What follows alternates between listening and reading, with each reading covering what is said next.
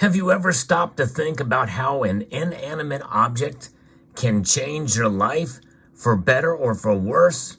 You only have a few seconds to think about it as the intro music plays. Let's explore!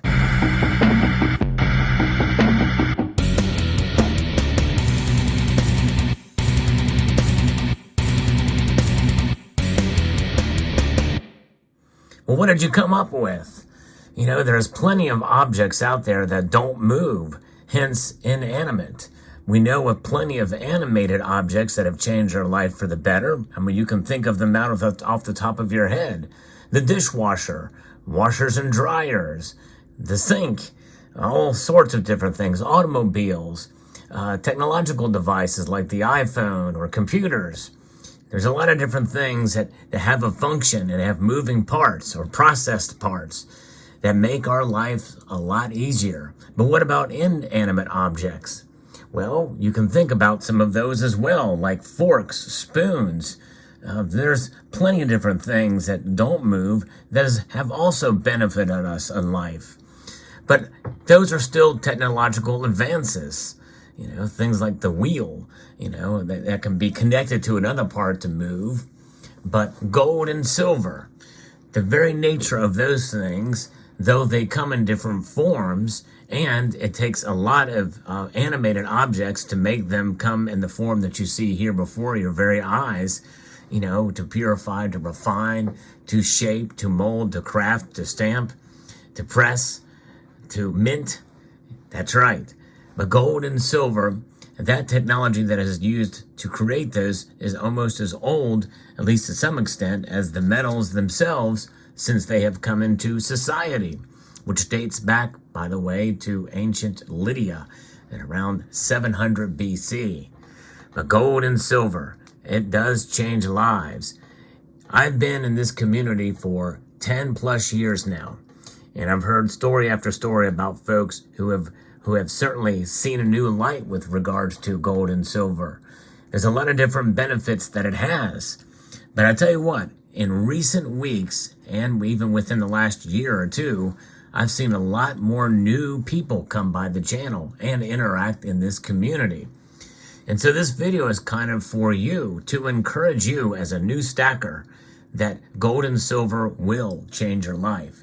And it has changed many people's lives. It certainly has mine. What are some of the ways that it changes your life? Well, number one, I think it teaches us about what real money is. And by real money, you know, money is defined in a lot of different ways. There are multiple definitions of money, but then when we think of money, we're thinking of something that is fungible, something that's a store of value, something that is divisible, you know. And when we think about this, this is a dollar bill. And yes, believe it or not, it has all of those attributes, although the store of value is leaking. So in other words, think of it like a bucket with a slow drip. It has a hole in it. You know, the water and the bucket and everything in that bucket, it still provides a use. It's just that you have to keep filling it up in order to keep the level high. You know, that's kind of what we are witnessing today. That's known as the debt ceiling. And we are in a greater debt these days. And there's a fear that we could default as of the recording of this video, as we are under a debt limit crisis.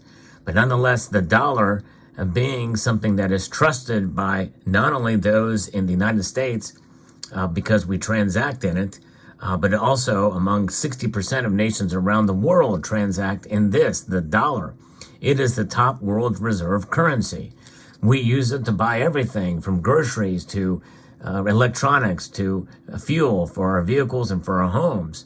And we also use it to buy our precious metals. But what is it about the dollar that really makes it money? It's that decreasing store of value. So I refer to the dollar as unsound money. That's right. It is money, but it is unsound. It is damaged goods. And that's essentially by design. The Federal Reserve, you know, bakes in essentially a target of 2% inflation in a normal economic cycle. We are living in the age of inflation now, 40-year high inflation. So it is obviously much higher than that. and essentially it's out of the Fed's control. They're trying to rein it in, but it's barely having an effect on the tools that they're using, largely by cutting interest rates. And for those of you who are new, you are witnessing something we've not seen really in 40 years. Higher interest rates, raised interest rates, and inflation. And this is propping up the dollar strength artificially. The dollar really is a weak mechanism, as are most other currencies that are out there. But so this is why it is incumbent upon us to save.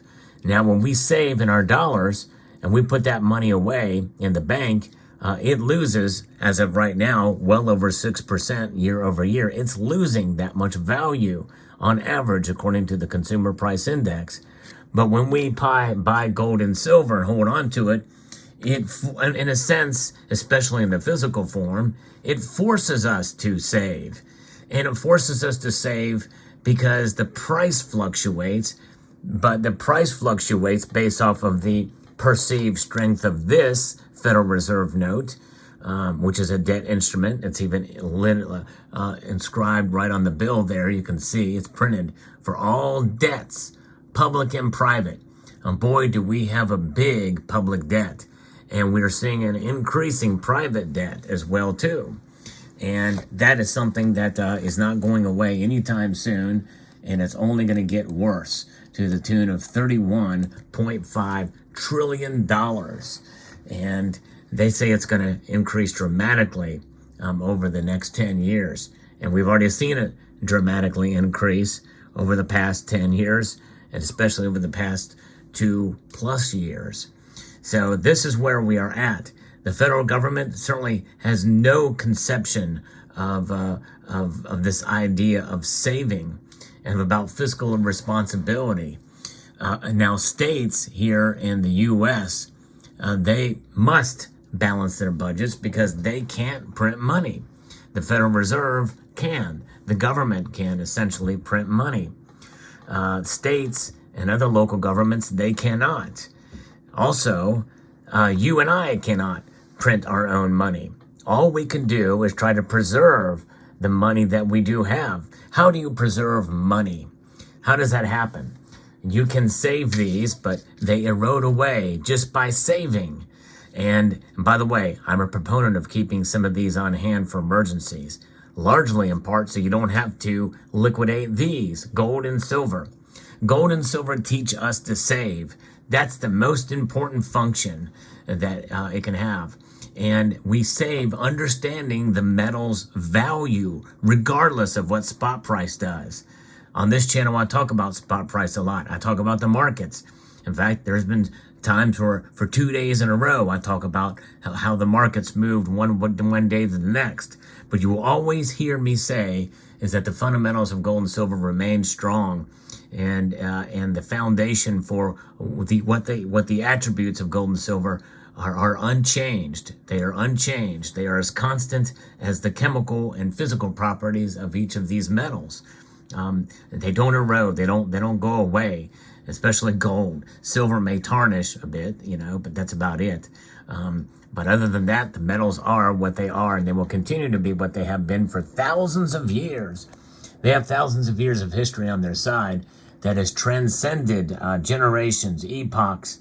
It has transcended religions and cultures and all the different things that kind of stand in the way when it comes to what man perceives as being something valuable or important. The importance of these two metals, gold and silver, as money is something that should make you proud to hold in your possession, because they are wealth preservation devices. You think about a life preserver. Somebody goes overboard at sea. You throw in a life preserver. It keeps them afloat. Well, these are wealth preservers. They will keep you afloat in an era of economic insanity and economic instability. This is why you will hear me say that you will never hear me say that gold and silver will protect you against inflation, because there's so much more that it can protect you from. By the way, that includes deflation too. People don't think about that and don't talk about that a whole lot, but it can protect you during deflationary cycles as well as just economic instability. And how does that economic instability manifest itself? In many different ways. A lot of it is based off of psychology and perception of the markets. These metals act as sound money, but also logical money. That's right. Because they are the victim of the markets in so much as how they are priced, mostly by the derivatives behind them. Yes, that's right. There's a lot of paper and electronic silver and gold out there that are floating around that don't really accurately represent the true value of the metals. And if you come to that understanding and that paradigm shift of thinking that you measure your wealth in ounces, not dollars, and then you'll sleep a lot better at night. And you'll sleep a lot better at night because you have not broken the bank in order to go all in on any particular metal at any given point in time.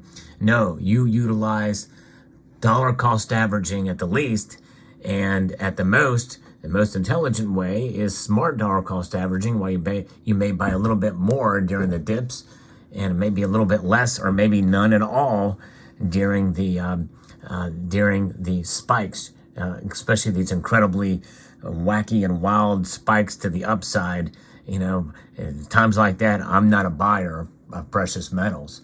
So I want to encourage you that these metals can change your life in that regard.